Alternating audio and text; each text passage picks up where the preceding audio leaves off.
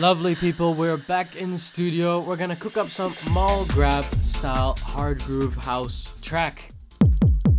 I'm gonna be talking a lot while I'm doing this production stuff because there's a lot I want to get through today. I think there's some important subjects. There's a lot of people that have been reaching out to me recently about how to start in music and like what my journey was like. And honestly, if you're not willing to stick in it for the long game, I don't know if this is the right thing for you.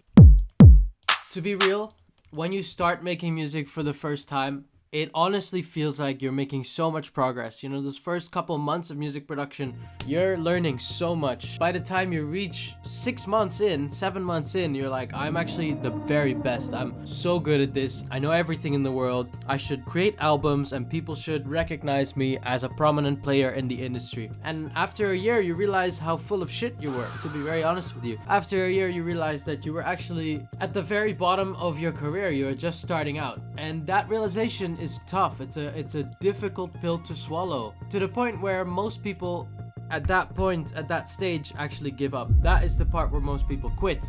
The valley of death, so to speak. But this is the very point where you become the top 10%. This is the very point where if you continue, the only way you can go is up. And that's the truth. Once you finally analyze and understand where you are in your journey, that's when you wake up and that's when you move on. Now, it took me years to get to the point where I am now, but there are things you can focus on to kind of get going a little bit more, you know, and really understand where to focus your energy and learn music production better. We'll get to it in just a moment. Real quick, as you can see, I dragged the kick and a clap onto our playlist here. This is kick 24 from my pack Contraband, and this is clap 10 from the same pack. Just gonna put these into the mixer, and I'm gonna add delay or reverb, sorry, onto the clap.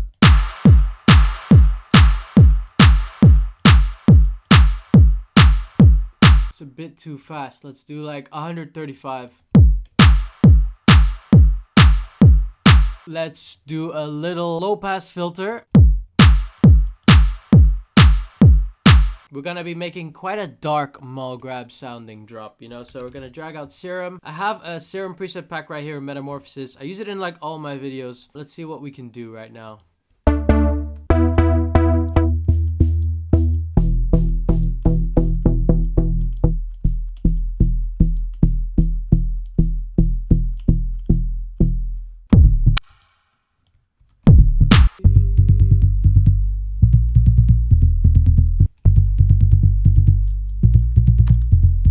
Okay, we got a really cool bass sound now. Let's just EQ it. It sounds like there's barely anything going on, but we're gonna add in a sub now. I just got this sub afro right here, which is gonna sound awesome.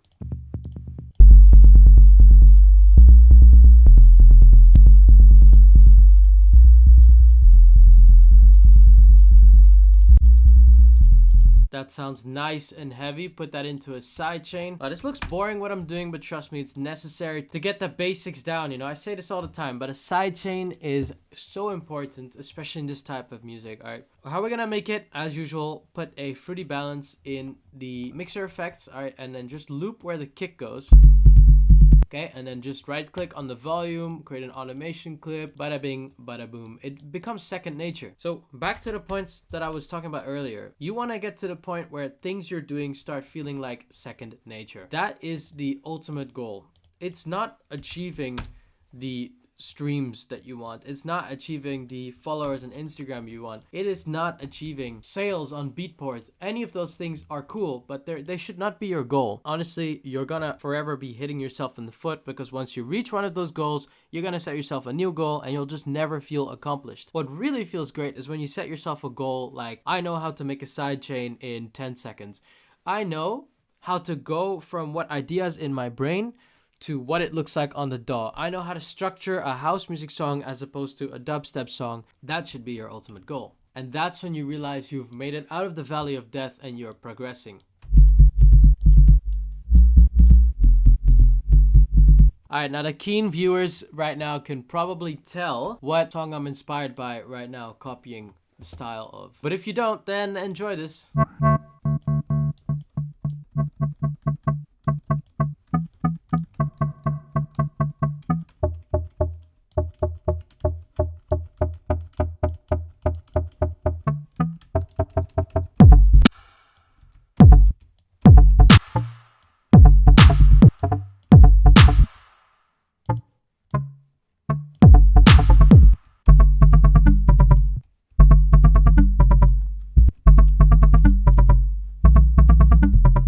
Add a little delay onto that.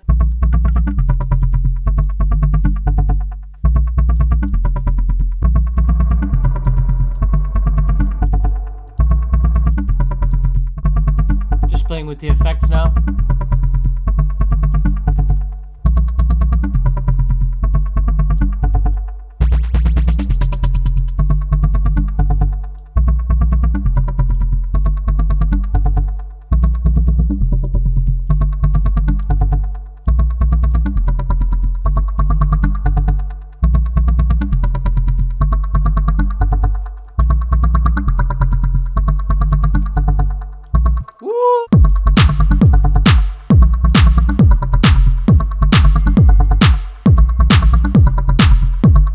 Definitely cooking up now. See, I spent loads of time on just these basics. We have 3 elements basically, with a kick, a clap, and a bass line. Now the bass line has a sub as well, but that's it. And when you really break down the mall grab style, it's all about getting the fundamentals right. Right, so let's add a hat onto this, or hats.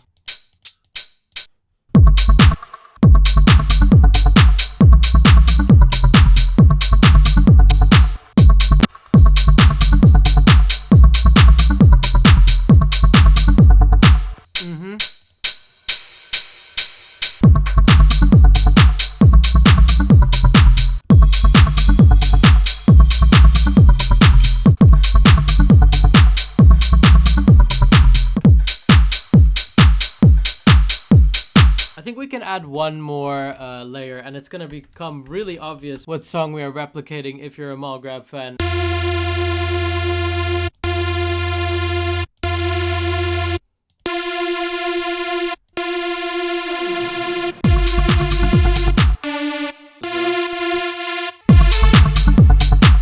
Alright guys, here's the final result.